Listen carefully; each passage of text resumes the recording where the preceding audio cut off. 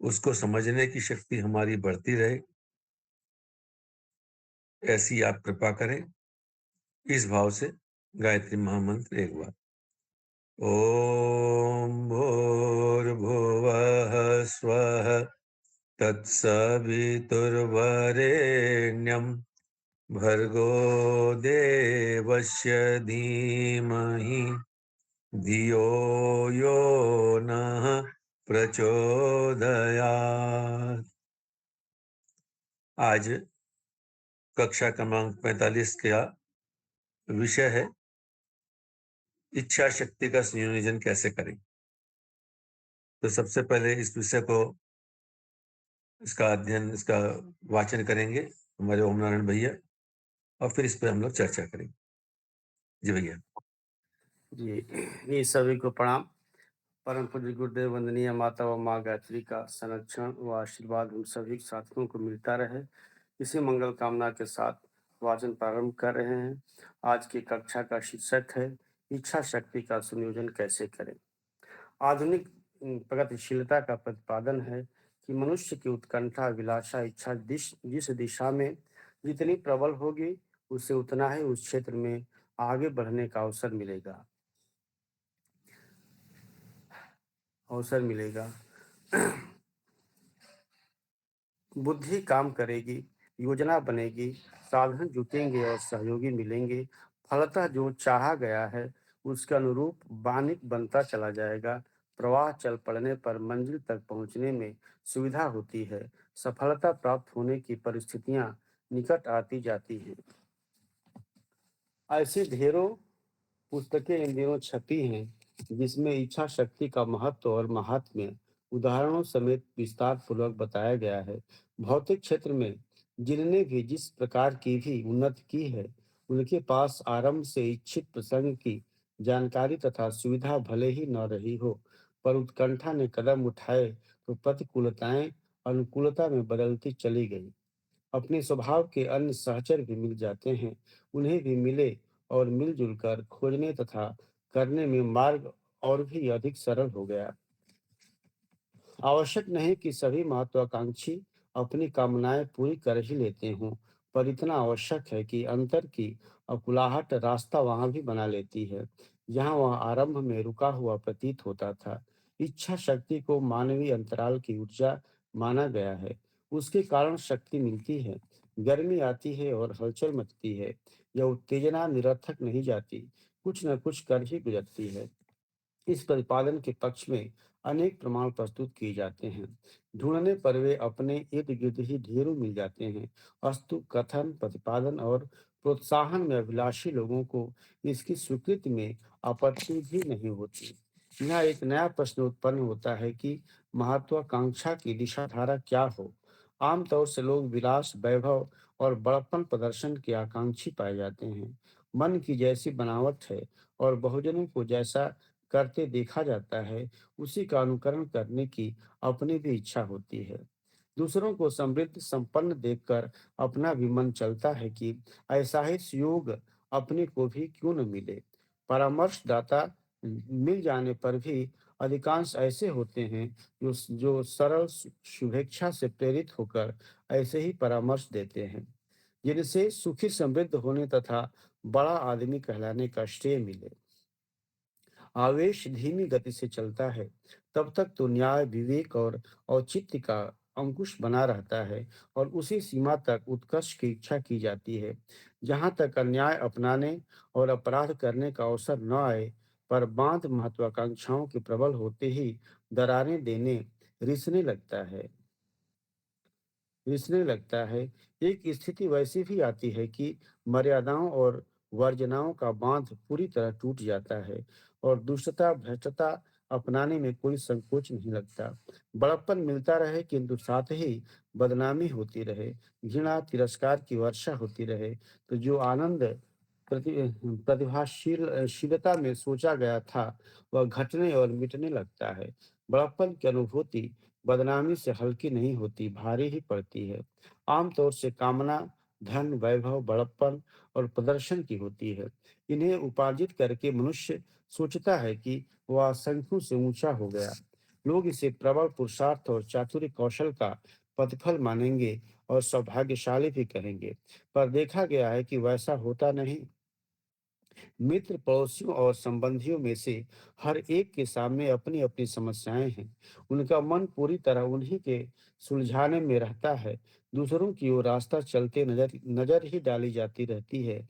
किसी को बड़प्पन का इतिहास पढ़ने और धन कमाने की सफलता को सराहने के लिए किसके पास फालतू समय खाली होता है। दुनिया में एक से एक बढ़कर सुसंपन्न और प्रगतिशील पड़े हैं। इनकी गिरदावली गाने में कौन समय निकाले? फिर यह समय ईर्ष्या प्रधान भी हो गया है। किसी की बढ़ोत्तरी देखकर लोग प्रसन्न नहीं होते वरन जलते हैं, ईर्ष्या करते हैं, चोर बेईमान बतलाकर भर्त्सना करते हैं और अवसर मिलता है तो नीचा दिखाने में भी नहीं चूकते। एक दूसरे की प्रशंसा स्वार्थवश ही की जाती है, अन्यथा निंदा, उपहास, छिद्रान्वेषण करना ही इन दिनों का आम रिवाज है। धन के आवश्यक संग्रह से उसे झपटने वाले, अपने को उत्तराधिकारी समझने वाले, चापलूसी की कीमत चाहने वाले इस फ़िक्र में भी रहते हैं कि इस भंडार में से जितनी जल्दी जितना ले भागा जाए, उसके लिए कोई पक्ष या विपक्ष का कौतुक खड़ा किया जाए। जो प्रशंसा से काबू में न आए, उनके सामने भय, आतंक का कोई ऐसा खेल खड़ा किया जाए, जिससे डर कर वह कुछ उगले और संपदा का एक भाग उसे भी दे। ऐसे लोगों के षड्यंत्र कई बार बड़े दुरूह होते हैं और उनकी चोट कई बार बड़ी करारे बैठती है।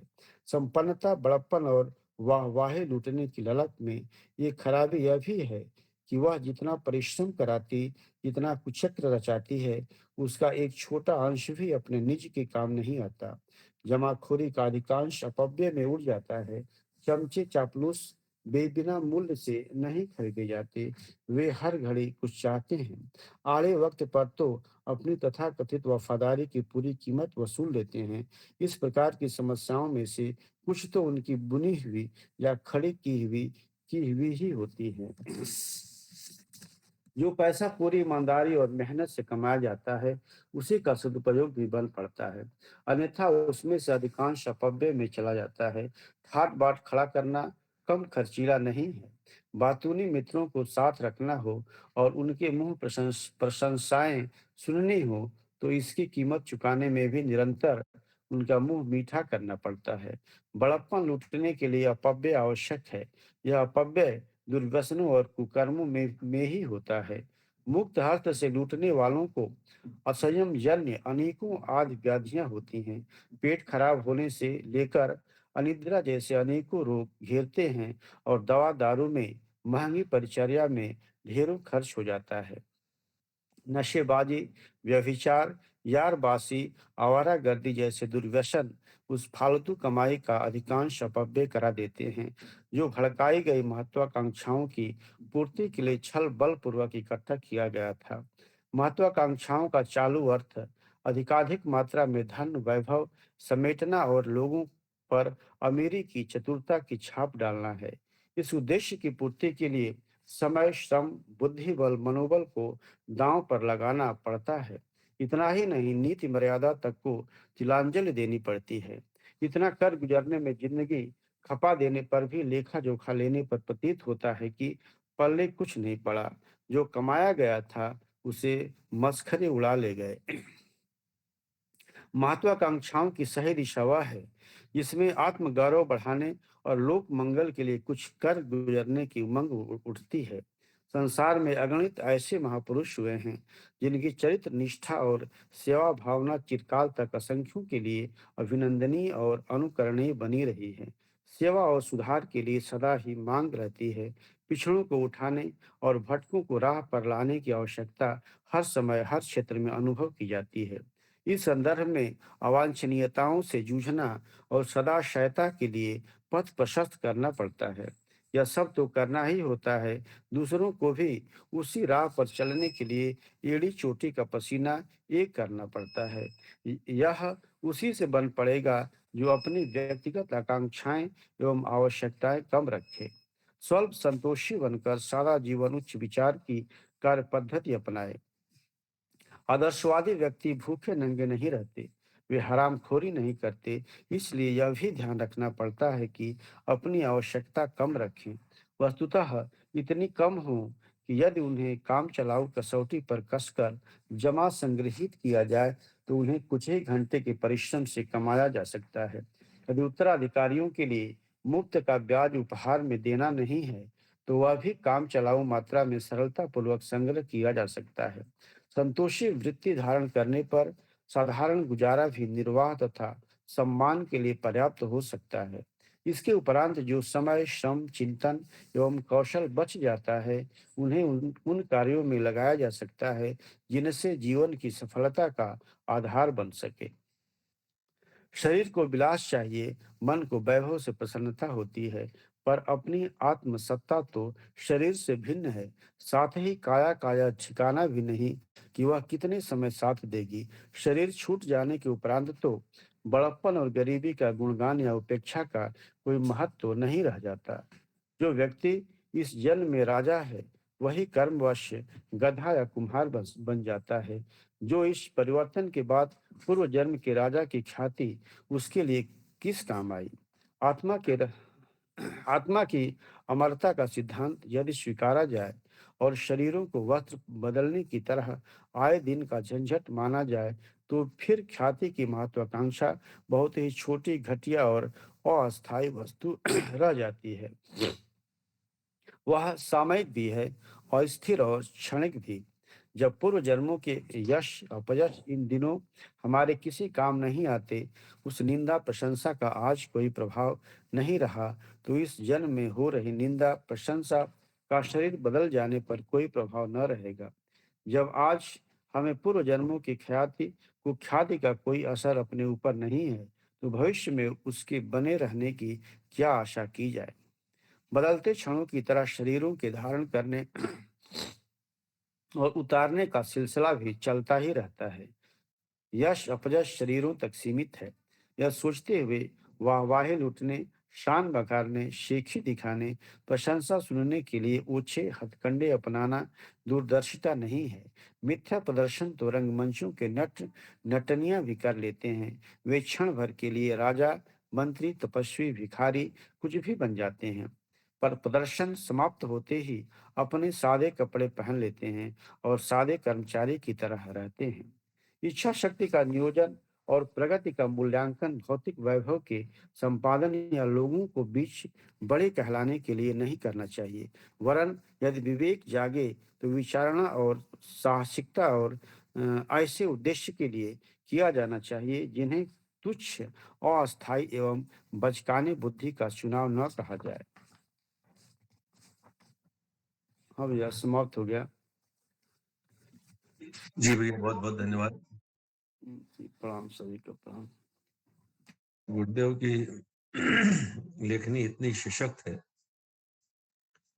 कि जब हम पढ़ने बैठते हैं और ध्यान से पढ़ते हैं, तो उसको पढ़ते-पढ़ते उससे संबंधित जो भी बातें मन में आने वाली होती हैं, अगली लाइनों में उन्हीं का जवाब परम पूज्य गुरुदेव लिख दिया करते हैं।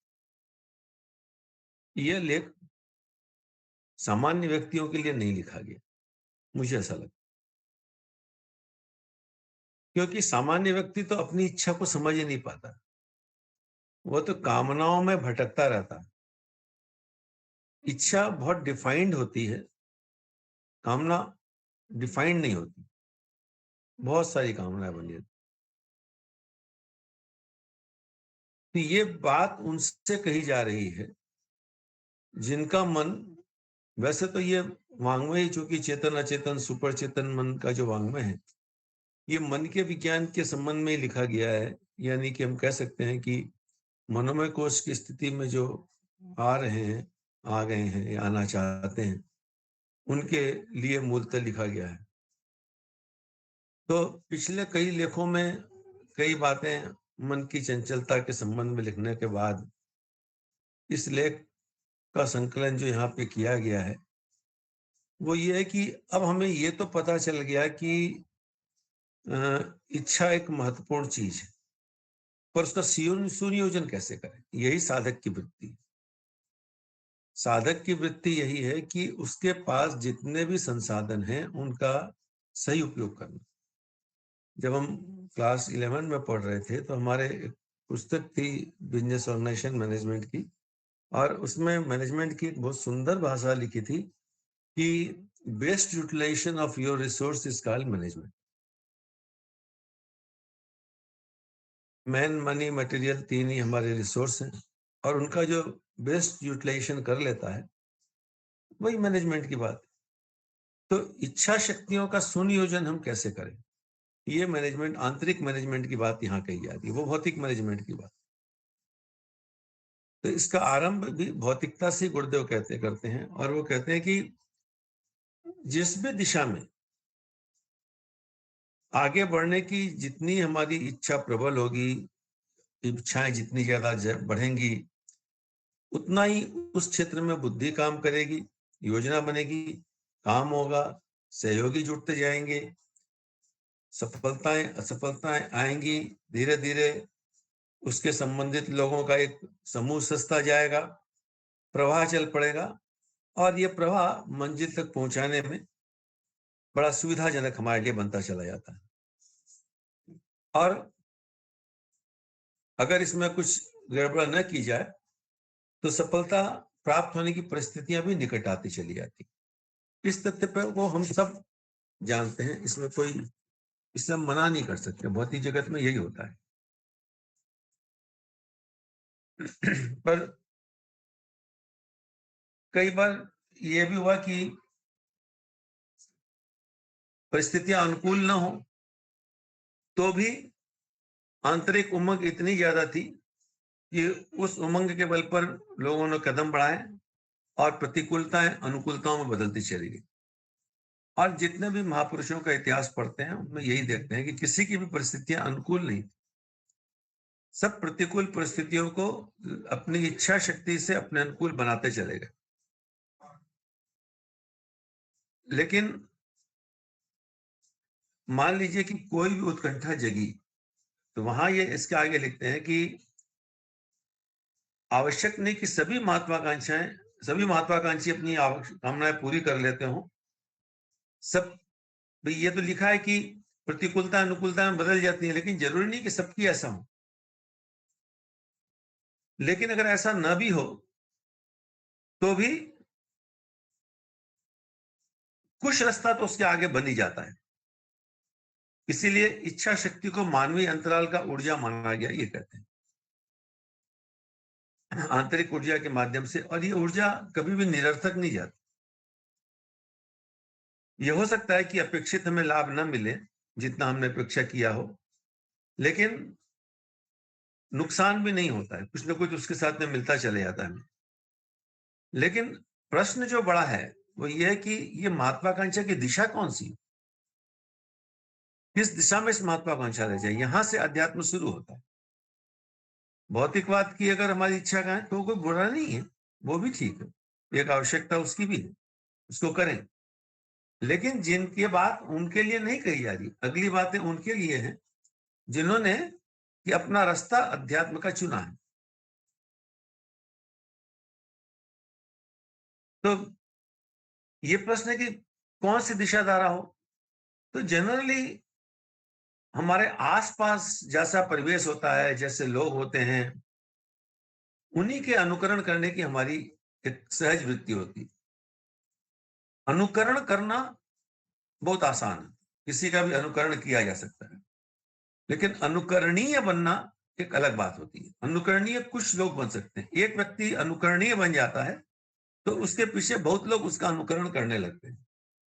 गुरुदेव ने उस समय की परिस्थितियों से विपरीत एक ऊंचे उद्देश्य के साथ में एक कार्य किया, और अपने आप को अनुकरणीय बनाया।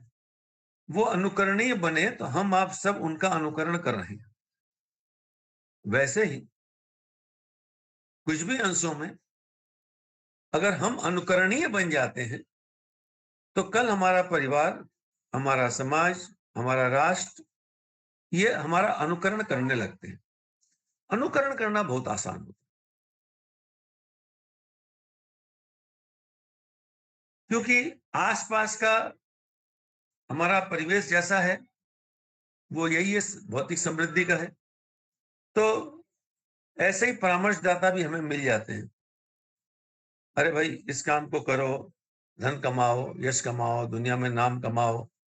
छोटे से में ही हम अपने माँ-बाप हर माँ-बाप अपने बच्चे को इसी बात की प्रेरणा देते रहते हैं कि नहीं पढ़ेगा लिखेगा तो तू क्या होगा? कहीं रिक्शा चलाएगा, ठेला चलाएगा, मज़दूर बनेगा, तो बड़ा आदमी बनना है तो पढ़ाई कर। एकदम बचपन से ही हमारी बात मन में बैठ जाती है कि बड़ा आदमी बनना है तो पढ़ाई कर। और जीवन के धक्के खाते-खाते जब एक बहुत लंबा ज़िंदगी का हिस्सा बीत जाता है, तो ये समझ में आता है कि बड़ा आदमी तो कोई और होता है। ये तो हम पैसे वाले बन गए, बड़े वाले कहाँ बने। तो उसमें दोनों चीज़ जब जब ये बात भौतिक महत्वाकांक्षाओं का अगर प्रभाव ज़्यादा हमको मिलता है, तो उसमें एक बड़ी समस्या ये आती है कि न्याय, विवेक, औचित्य का अनुशासन रहे कोई ज़रूरी नहीं। अब हमें तो धन कमाना, हमको तो नाम कमाना, हमको यश कमाना, किसी भी येन-तेन प्रकार है, जिस किसी तरीके से हो, हमको वो काम करना ही। और ये इतना बड़ा इसका नेक्सस है कि एक बार इसमें घुसने के बाद इससे निकलना बहुत मुश्किल हो जाता है। और इसलिए मर्यादाओं का और वर्जनाओं का यानी जो न करना है, उसके बांध टूटने लग जाते हैं। यानी वो सब सीमाएँ टूटने लगती हैं। न चाहते हुए भी आंतरिक में अंदर में कुछ अच्छाई है अभी बची हुई, इसलिए न चाहते हुए भी हम वैसा करने लगते हैं और वो करना हमारे लिए बहुत भारी होता है, लेकिन फिर भी हम उससे निकल नहीं पाते। अब अगर मान लीजिए कि ऐसा भी हो गया कि हम किसी के पास बात किए, हम बड़े आदमी बन गए, तथाकथित रूप में जिसको कहते हैं बड़ा आदमी बन गए, लेकिन उससे भी क्या होगा? दुनिया में जिनके पास भी हम जाते हैं, हम ये चाहते हैं कि दुनिया हमारा रिकॉग्निशन करे इस रूप में कि ये बहुत बड़ा अमीर है, बहुत विद्वान है, बहुत बड़ा इंडस्ट्रियलिस्ट है, बहुत बड़ा लेखक है, बहुत ये है, वो है। लेकिन उन सब की अपनी-अपनी समस्या है। वो अपनी समस्या से जूझ रहा है। उसको हमारी इन इन प्रगति को लेके उसको कोई बहुत बड़ी उसके लिए वो नहीं है। हमारे सामने भले कुछ कह दे, पर हमारा हम कैसे बड़े आदमी बने इसको जानने का उसका कोई इंटरेस्ट नहीं। हमें लगता है कि लोग हमको रिकॉग्नाइज करेंगे, लेकिन रिकॉग्निशन मिलता नहीं है। इसलिए गुरुदेव ने कहा है कि कोई कोई अगर तुम्हें ये कहे कि तुम्हारे गुरु से बड़ा कोई दूसरा व्यक्ति बड़ा ज्ञानी है, लेखक है, विद्वान है, संगठन करता है, ये है, अमुक है, तो मान लेना। पर कोई इससे ज़्यादा प्यार दे सकता है तो ये मत, क्योंकि बाकी भौतिक चीज़ें आदमी अपनी सुविधाओं के मुझे पैसे की आवश्यकता ही नहीं है, तो किसी के पास बहुत पैसा है तो मैं क्या करूँगा? मुझको कोई व्यक्ति हिंदी का बहुत बड़ा ज्ञानी है और मुझे हिंदी में कोई रुचि नहीं है, तो मैं क्या करूँगा उसका हिंदी का ज्ञान लेकर? कोई आदमी मान लीजिए कि बहुत बड़ा इलेक्ट्रीशियन है, पर मेरे को इलेक्ट्रीशियन की कोई ज़रूरत ही नहीं है, तो मैं क्या करूँगा उसके नॉलेज को लेकर के? आदमी तो अपनी समस्याओं से लड़ रहा है, अपनी मुसीबतों से लड़ रहा है। बल्कि कई बार ऐसा भी हो जाता है कि हमारा बड़कपन, हमारी प्रगति देख करके और ज़्यादातर यही होता है, लोग सामने तो प्रशंसा करते हैं, पर पीठ पीछे निंदा ही होती है। आज के युग में जिनको हम मनीषी कहते हैं, प्रबुद्ध वर्ग कहते हैं और उनके पास अपना संपर्क बनाने के लिए लालायित रहते हैं, अपने कार्यक्रमों में उनको बुलाते हैं और मंच से उनके सम्मान के रूप में खूब महिमा मंडन भी करते हैं। लेकिन जब वो चले जाते हैं, तो हमारा टारगेट ये रहता है कि भैया इनको जो बुलाए थे, उनसे हमको जो लाभ होना था वो मिला कि नहीं वहाँ मिले? तो हम बोलते हैं हाथ जोड़ करके चलो भई गए तो काम सलटा, चलो ये काम खत्म हुआ। कुछ जगह और भी निंदाएँ भी उसकी हो जाती हैं। इतना बड़ा आदमी बन गया तो क्या फोकट में बना? किसने क्या-क्या किया? और निश्चित रूप से कुछ न कुछ गड़बड़ियाँ होती हैं। तो जो जानते हैं वो उसकी चर्चाएँ करना शुरू करते हैं। तो वो इतना बड़ा कुचक्र करके सारा काम करके हम जिस चीज को पाते हैं उसके संबंध में अ, उसके महत्व को कम बताने के लिए या उसकी उसके महत्व को क्षणिक है इस बात को बताने के लिए वो लिखते हैं कि वह जितना परिश्रम ये चीज हमसे कराती है, जितना कुचक्र रचाती है, उसका छोटा अंश भी हमारे काम नहीं आता। बहुत लोगों को आपने देखा होगा कि कितना तिगड़म करते हैं, झूठ सूझ, एक बात के लिए देखते देखते 10 झूठ बोल देते हैं। पर फिर जिस बात के लिए इतना सारा प्रपंच के काम क्या आता हो? कुछ काम नहीं आता। हमारी बहुत सी समस्याएं वैसी की वैसी बने रह जाती हैं। बेईमानी से कमाया हुआ धन कभी भी जीवन में फलित नहीं होता। अपनी वाहवाही पाने के लिए हमें यार दोस्तों के बीच खर्च भी करना पड़ता है। जो हम लोग देखते हैं, कोई किसी जगह दान करता है, उस पे लिखा देता है, अमुक अमुक व्यक्ति ने इतना दिया या अमुक की स्मृति में इतना दिया, ये काम कराया, ये काम कराया।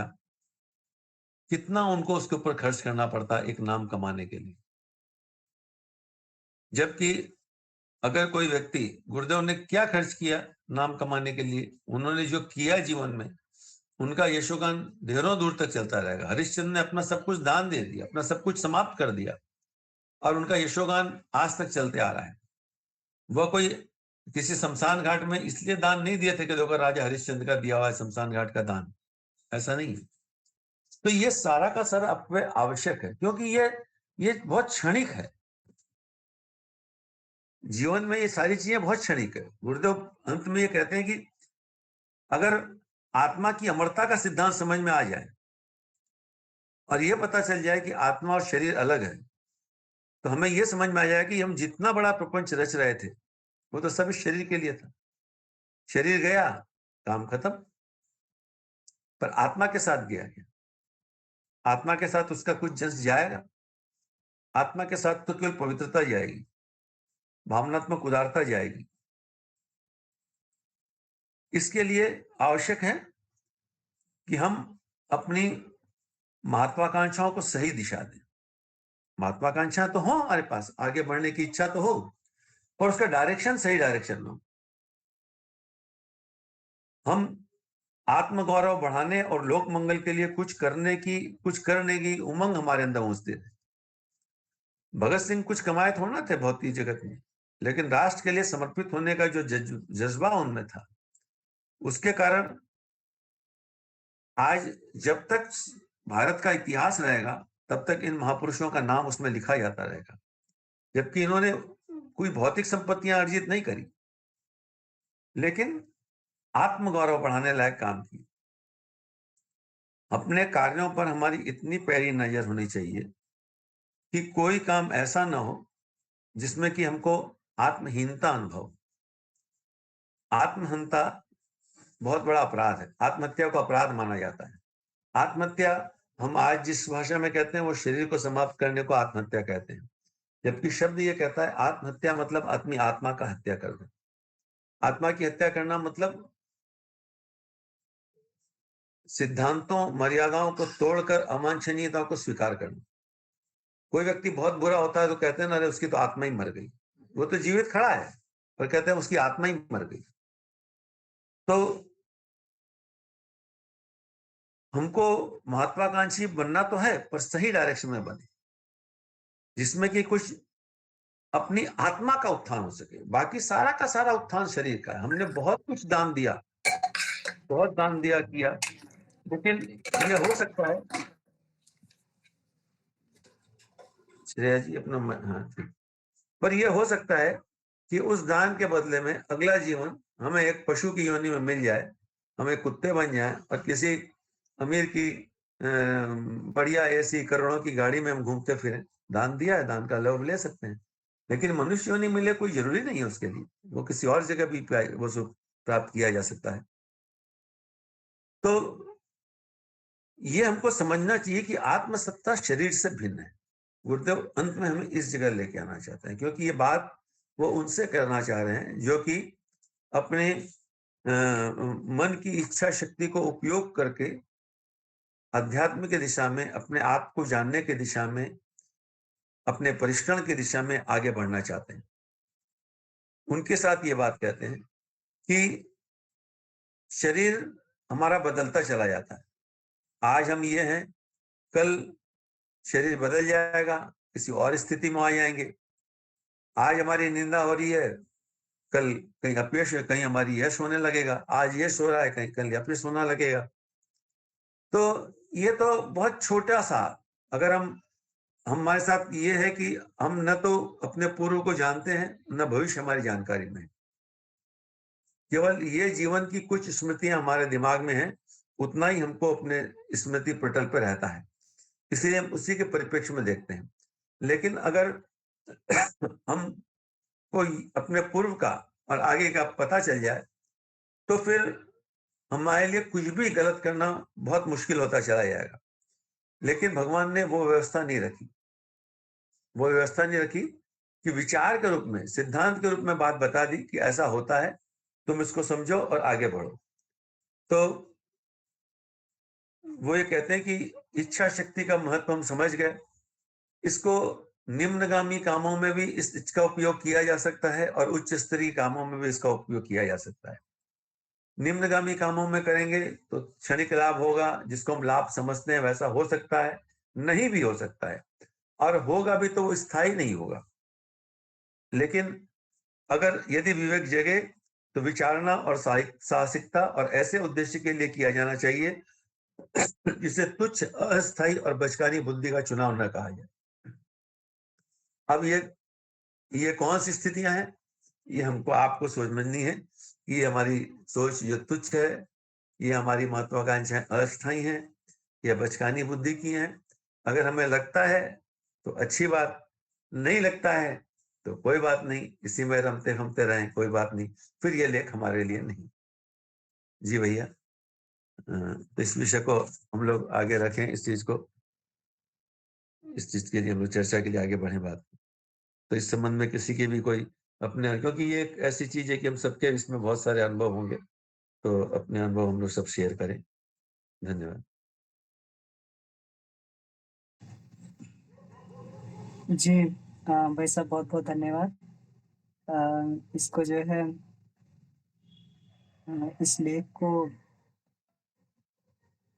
अ, ये एक बहुत ही गहन विषय है, इच्छा शक्ति का संयोजन और आपने बहुत ही सरल शब्दों में इसको जो है पूरा इसका सार करके हम लोगों को बताया। इसमें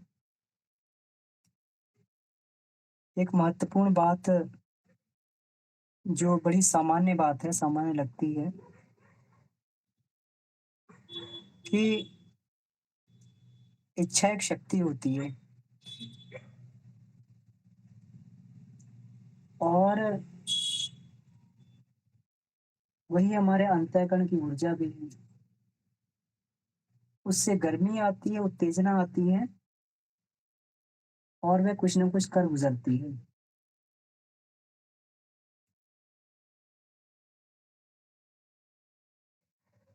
तो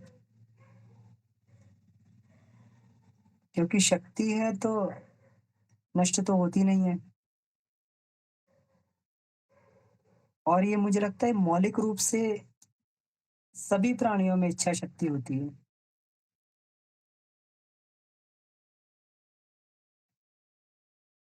लेकिन मनुष्य को ये सुविधा प्राप्त है कि उस इच्छा शक्ति का प्रयोग करके वह चाहे तो महानता के रास्ते पे चलता हुआ ईश्वर तुल्य बन सकता है।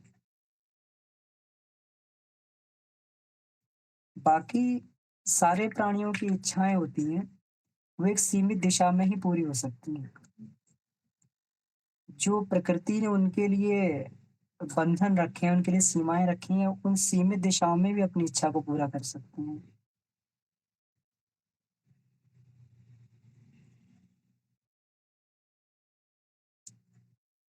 किसी अगर बैल की अगर इच्छा होगी,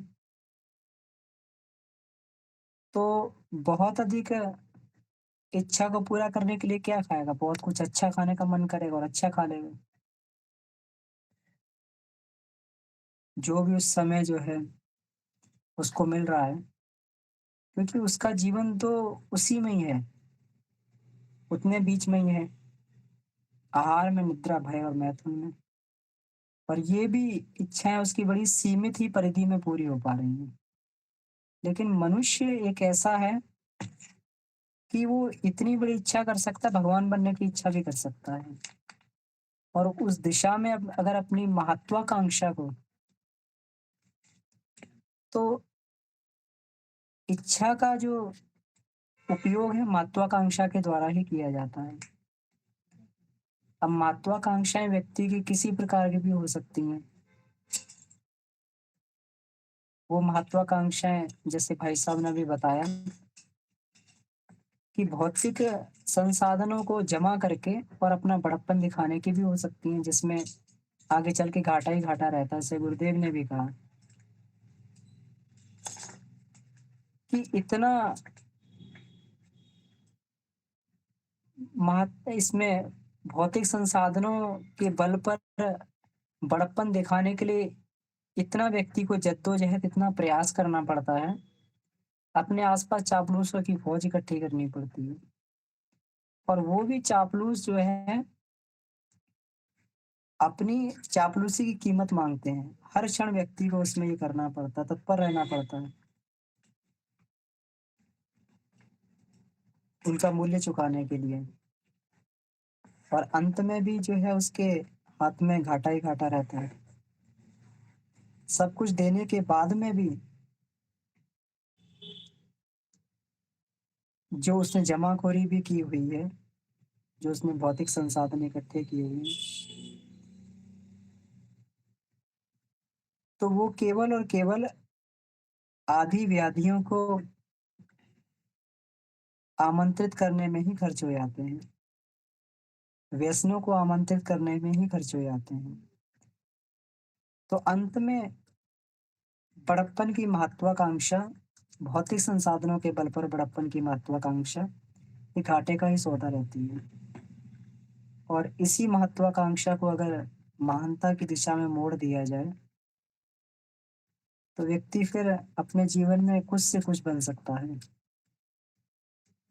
आदर्शों की दिशा पर अगर उसे मोड़ दिया जाए, तो जीवन में कुछ भी बन सकता है।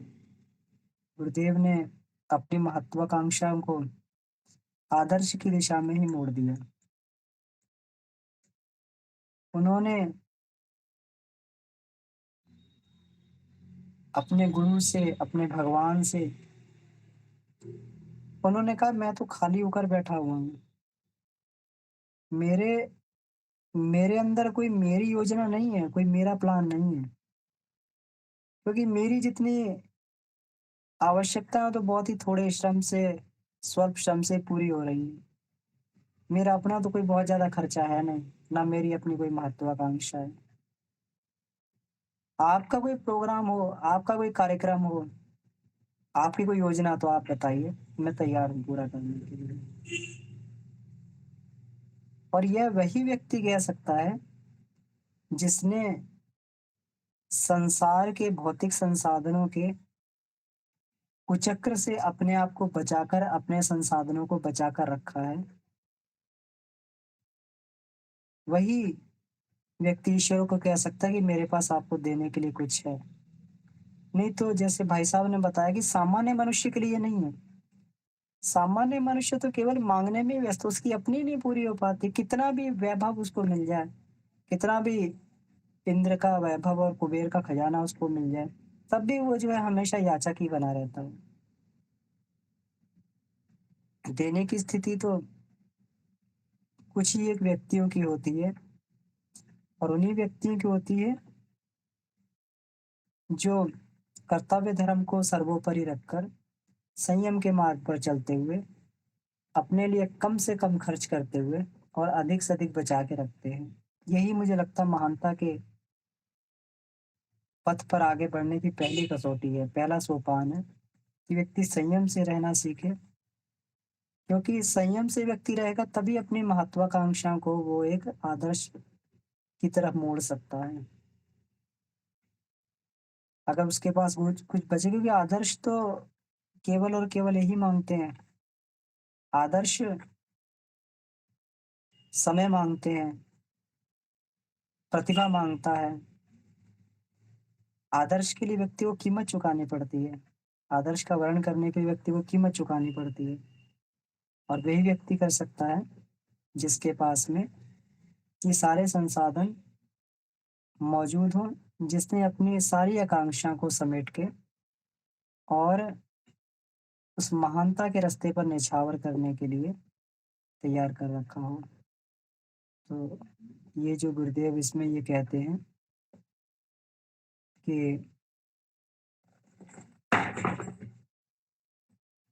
इच्छा शक्ति का नियोजन और प्रगति का मूल्यांकन भौतिक वैभव के संपादन या लोगों के बीच बड़े कहलाने के लिए नहीं करना चाहिए, वरन यदि विवेक जाग जाए और विचारणा साहसिकता और ऐसे उद्देश्य के लिए किया जाना चाहिए जिसे तुच्छ, अस्थायी एवं बचकानी बुद्धि का चुनाव ना कहा जा सके। तो ये विचारणा और साहसिकता व्यक्ति के पास तभी आती है जब उसके पास में कुछ बचा हो। तो इसके लिए बहुत-बहुत आभार भाई साहब, बहुत-बहुत धन्यवाद आपका। और भी भाई-बहनों से निवेदन है कि अपनी बात को इसमें ज़रूर रखें। जी। प्रणाम भाई साहब। डॉक्टर साहब प्रणाम। हाँ, बहुत सुंदर भाई साहब, गोकुल भाई साहब ने और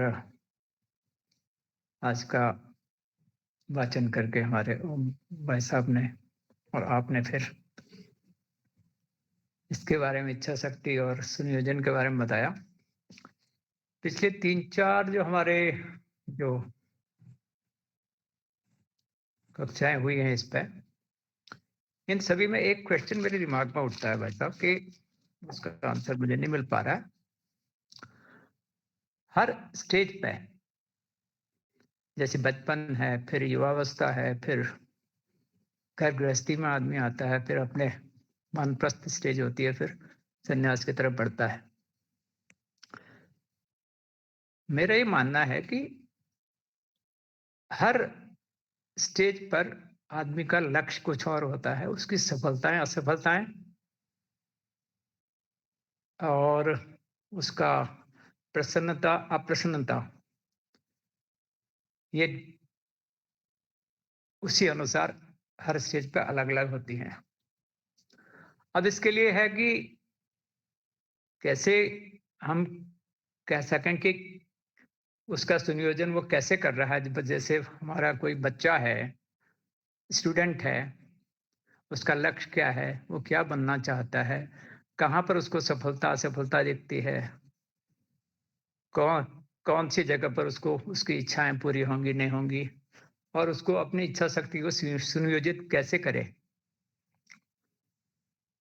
तो मेरा मानना यह है कि जो संस्कार हम देते हैं और उसको जो संस्कार बच्चा अपने साथ में लेके आया है पिछले जन्म से, उस पर ही डिपेंड करेगा कि वो कैसे अपने जीवन को प्लान करता है, कैसे आगे बढ़ता है, कैसे उसको सफलताएं मिलती हैं नहीं मिलती हैं, कैसे वो अपनी घर गृहस्थी चलाता है और समाज का किस तरह से ध्यान रखता है। गुरुदेव की बात को तो हम यहाँ पर, क्योंकि गुरुदेव तो गुरुदेव ही थे, उन्होंने तो अपने 11 वर्ष की आयु से ये सोच लिया था कि उन्होंने समाज के लिए ही जीना है, समाज के लिए मरना है। और हम सभी जानते हैं कि उन्होंने कभी कोई विद्यालय भी अटेंड नहीं किया, अपने पिताजी के संग में थोड़ा बहुत चले जाते थे, और फिर जो महापुरुष थे उनके चरित्र से उनको बहुत ही मालवीय जी हो गए और हो गए, गांधी जी के साथ में उन्होंने काफी समय बिताया। उनकी बात तो डिफरेंट है, और लेकिन हम सब जो हैं, हम लोग सामाजिक हैं। हम अपने इंट्रोस्पेक्शन करके हम देखें कि हमने किस किस स्टेज पर क्या क्या किया है और हम क्या कर रहे हैं, और आज हम किस तरह से बढ़ रहे हैं, और हमारी आगे हमने और हमारा क्या प्लान है। अब मैं अपने इस स्टेज में भी आके अभी कोविड का टाइम जब हम लोगों की ये जो कक्षाएँ चल रही हैं स्वाध्याय की, उस समय में एक मेरे मन में विचार आया कि इस तरह से मैंने आगे जीवन अपना जीना चाहिए, लेकिन अब समाज की समस्याएँ हैं, घर गृहस्थी है, परिवार है, उनके सामने क्या होगा, क्या नहीं होगा। आज भी हम जो है मैं समझ रहा हूँ कि हम असफल ही हैं, मैं अपने को क्योंकि मैं जो चाहता हूँ वो नहीं कर पा रहा हूँ, नहीं कर पाया हूँ। तो मैं तो अपने जीवन को अभी भी असफल मानता हूँ और जो मैं करना चाहता हूँ वो आगे होगा कि नहीं होगा ये भी मुझे अनिश्चितता है उसके बारे में। तो इसके बारे में थोड़ा-सा आपको कुल भाई साहब और आप थोड़ा-सा प्रकाश चलिए। डालेंगे तो अच्छा रहेगा प्लीज़। प्रणाम। प्रणाम भैया। शुरुआत आपकी अंतिम बात से करता हूँ, जो आपने कहा कि मैं अभी भी वो नहीं कर पा रहा। तो आप तो खुद बहुत न केवल डॉक्टर हैं बल्कि एक अच्छे खासे साइकियाट्रिस्ट भी हैं, चीज़ों को अच्छी तरह समझ रहे हैं। तो महत्वपूर्ण बात ये है कि नहीं कि हम क्या कर पा रहे हैं, महत्वपूर्ण बात है कि हम जो बेस्ट कर सकते हैं वो कर पा रहे हैं कि नहीं कर। हो सकता है हम बहुत कुछ करना चाह रहे हों, पर आज की परिस्थितियों में हम अपने उसके अंदर में जो कर सकते हैं वो कर पा रहे हैं, नहीं कर पा रहे। अब इसको आप जहाँ से बात शुरू किए थे, उसके परिप्रेक्ष्य में देखें, तो हमारी परंपरा में 4 स्टेज बताए गए हैं। गुरुकुल, गृहस्थ, वानप्रस्थ और सन्यास। गुरुकुल में या जिस समय बच्चा शिक्षा अध्ययन कर रहा है, उस समय भी उसका टारगेट है कि अधिक से अधिक पढ़ाई करना और उसको करना भी चाहिए, खूब पढ़ना चाहिए। हम आज जितने भी धार्मिक संस्थाओं को प्रमुखों को देखते हैं, तो उनमें अनपढ़ कोई नहीं मिलता। स्कूल गया हो या नहीं गया हो, उसने कौन सी डिग्री हासिल करी ये बात की बात है, लेकिन ज्ञान उसने खूब पाया, खूब ज्ञान पाया। और वस्तुतः प्रैक्टिकल बात यह है कि पढ़ाई जो है, हमको उस विषय का तो ज्ञान देती है, लेकिन उससे बड़ी बात हमको ये देती है कि हमारे पास जो प्रॉब्लम आई उसको हम कैसे सॉल्यूशन निकालते। यही महत्वपूर्ण बात। बाद में उस विषय में ये नहीं कहता उस विषय का महत्व नहीं है, लेकिन विषय से परे जाके भी हम बहुत कुछ कर सकते हैं। हमारे जो सीनियर्स हैं, वो एक कॉस्ट अकाउंटेंट हैं, कॉमर्स से पोस्ट ग्रेजुएट हैं, पर मेडिकल साइंस में उनका इतना कमांड है कि एमडी के समान वो ट्रीट करते हैं। कितने लोगों का ट्रीटमेंट वो करते चले जाते हैं। कई बार डॉक्टर्स की रिपोर्ट को पूरा गलत करके सही ढंग से अपना प्रिस्क्रिप्शन बोलते मना कर देते हैं, ये मत लो, तुम ये दवाई लो, और लोगों को बहुत लाभ होता गया, जबकि उनका इस लाइन से कोई संबंध नहीं। तो उसका कारण क्या हुआ होगा कि जब अपनी पढ़ाई की स्टेज उनका थी, तो बहुत कंसंट्रेट होकर के पढ़े, हमेशा गोल्ड मेडलिस्ट की स्थिति में रहे। तो चीजों को समझने का एक विज्ञान समझ में आ गया। तो ये हम में से हमने तो ये देखा है कि जो पढ़ा जाता है वो एग्जैक्टली काम नहीं आता, ऐसा कैसा वैसा का वैसा नहीं काम आता है। मैं कॉमर्स से ग्रेजुएट हूँ, पर मेरी लाइन इंजीनियरिंग की रही। मैंने ऑटोकैड सीखा, मैं पूरी इंजीनियरिंग की कितनी हाइड्रोलिक्स की चीजें सीखी, और कई इंजीनियर्स का इंटरव्यू लेता हूँ तो देखता हूँ कि उनको इंजीनियरिंग का ज्ञान है, पर हो सकता है उस सब्जेक्ट का ज्ञान नहीं है जिस पर कि हम चाह रहे हैं। तो सबको अपने हिसाब से ट्रेन करना पड़ता है, लेकिन देखना यह है, वैसे ही गृहस्थ आश्रम में मान लीजिए कि आदमी का काम है धन का उपार्जन करना, अपना गृहस्थ जीवन चलाना, उसके लिए धन कमाना ही पड़ेगा। वानप्रस्थ जीवन की अपनी प्राथमिकता है। इन तीनों जगहों पर देखना यह है कि नैतिकता या अनैतिक, बात इसमें यह कही जा रही है।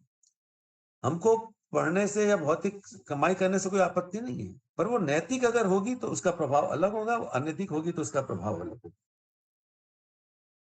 तो अगर सैद्धांतिक रूप से बात समझ में आ जाए तो फिर कोई परेशानी नहीं होगी। आज के युग में इस तरह की बात समझाने या बताने वाले लोग बहुत कम है हमारे पास में। आसपास की दुनिया में सब लोग दुनिया के ढर्रे में बहने वाले ही हैं। तो मुझे लगता है कि इसमें कुछ अगर कॉन्सेप्ट वाइज बात समझ में आ जाए तो फिर कोई परेशानी नहीं होनी चाहिए। और ये तो हर किसी के साथ होगा। गुरुदेव भी कहते थे जितना मैं करना चाह रहा हूँ उतना वो भी नहीं कर पाए। उनकी भी बहुत पीड़ाएं लगी थी, जब उनके जैसे व्यक्ति के लिए भी जितना अचीव करना था उतना नहीं कर पाए। हमारे आपके लिए तो बात ही क्या है। लेकिन हम ये देखें कि दिन भर में हमने जो कर सकते थे वो किया कि नहीं किया, बस।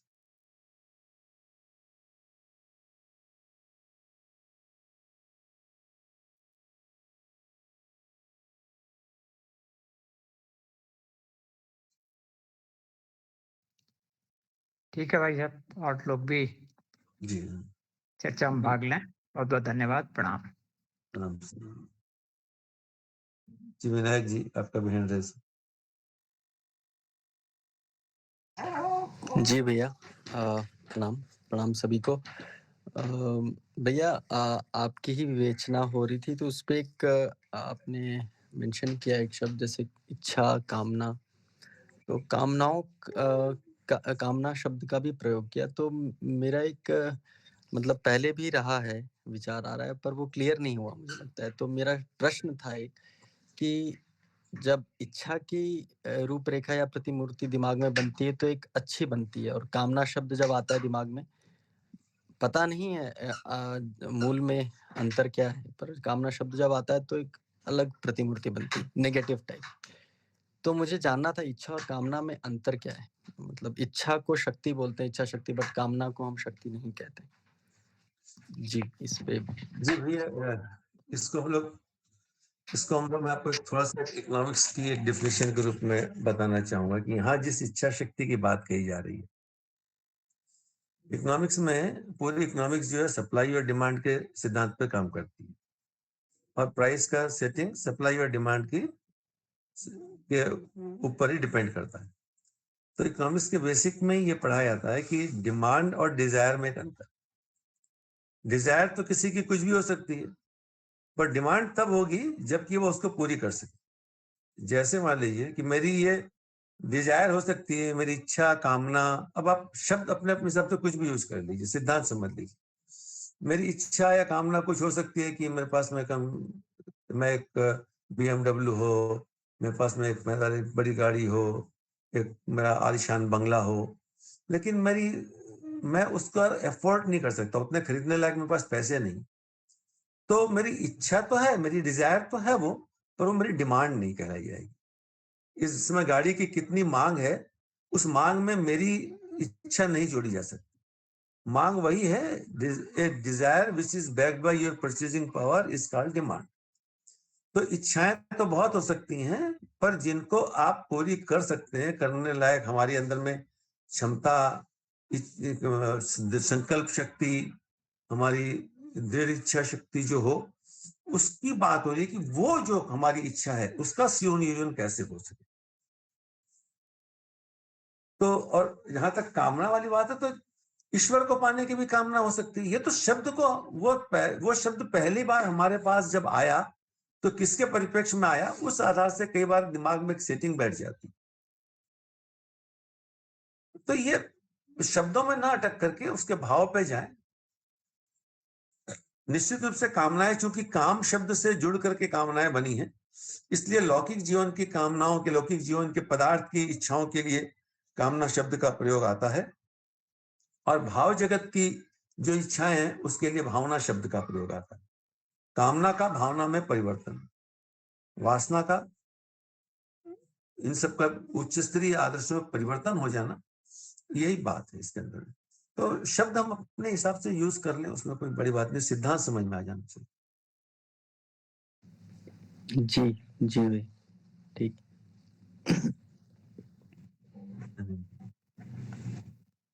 जी, इसको भैया एक और परिप्रेक्ष्य में इसको देख सकते हैं।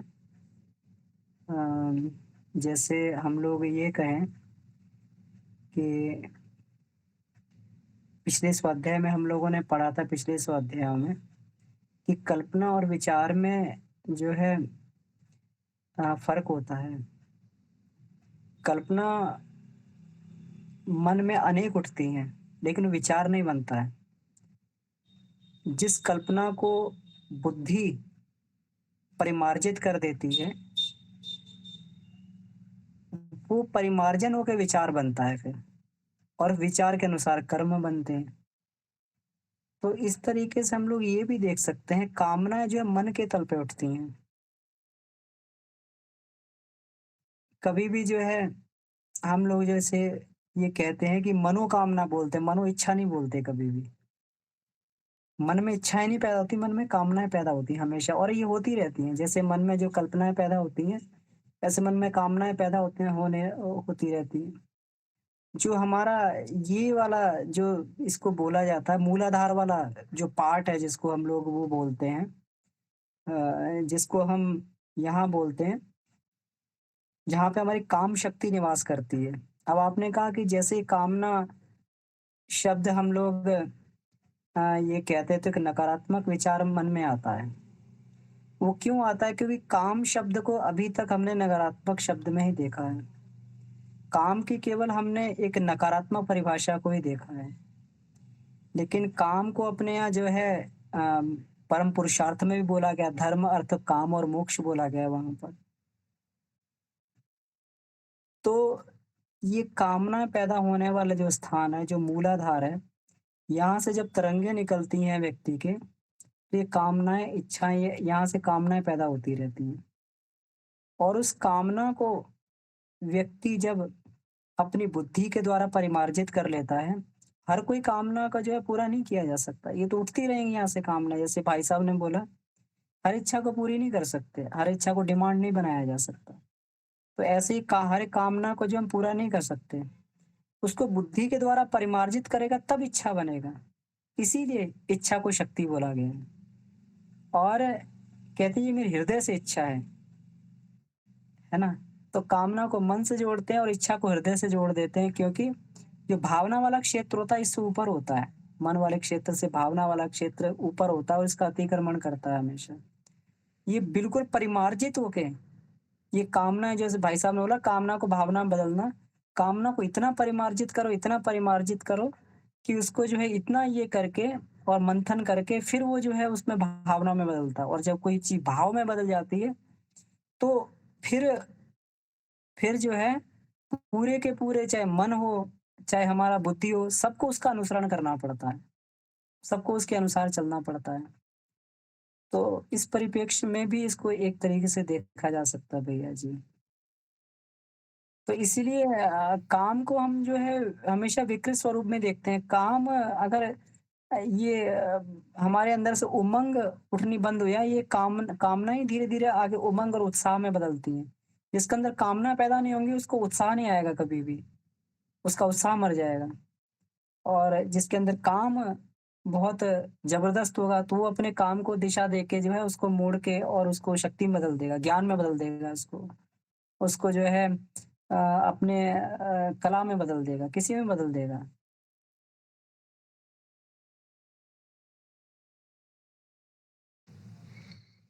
जी भैया, बहुत बढ़िया। अभी जैसे गोकुल भैया ने एक प्रैक्टिकल पक्ष, व्यावहारिक पक्ष बताया और आपने उसमें वो आध्यात्मिक पक्ष जोड़कर और क्लियर कर दिया। तो अभी अच्छा लग रहा है भैया। ठीक है, इस पे थोड़ा सा चिंतन मनन होगा तो मतलब चीज़ें और स्पष्ट होंगी। जैसे आपने बताया कि कामना क्यों हम उसको ऐसे नकारात्मक विचार से देखते हैं और इच्छा, तो मतलब कामनाएं बहुत उठती हैं, फिर उसको बुद्धि का, जो बुद्धि की तरफ से जो आप बता रहे हैं कि उसको बुद्धि की तरफ से परिमार्जित होने के बाद वो इच्छा में परिवर्तित होती है कि भाई क्या करना है क्या नहीं, कौन सी कामना जो जो कौन सी कामना या महत्वाकांक्षा आप कहें कि सही दिशा में निर्धारित हो रही है, तो वो इच्छा है, वो बुद्धि के और विवेक के पक्ष से अगर, तो अभी क्लियर है भैया, क्लियर जी। यह इस चैप्टर में यही नैतिकता और नैतिकता की बात इस धार पे कही गई कि जो अच्छी है वो अच्छी है, और जिसको हमको पता है कि अच्छी नहीं है तो फिर वो अच्छी नहीं है। अब ये सबको पता है कि अच्छा क्या है और क्या अच्छा नहीं है, फिर भी जो अच्छा नहीं है उसकी तरफ भी एक आकर्षण होता है, और उस पर हम बुद्धि का अंकुश नहीं रख पाते हैं, तो उसमें फंस जाते हैं, चले जाते हैं, उलझ जाते हैं। अच्छा लग रहा है तभी तो उधर गए ना। बस नैतिक और अनैतिकता का बात ध्यान रखेंगे तो फिर कामना कह लीजिए, भावना कह लीजिए, उसमें भी तो समझने के लिए शब्दों हैं, शब्दों के परे चले उन तरंगों पे देखें, वे तरंगे नैतिक है कि अनैतिक है। बस ठीक। जी जी भैया।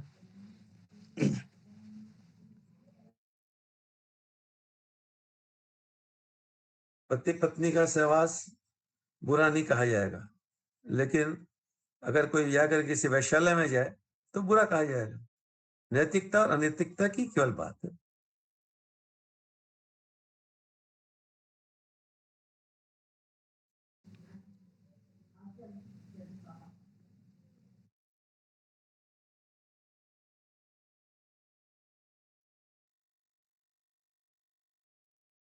चलिए भैया, समय भी हो गया है।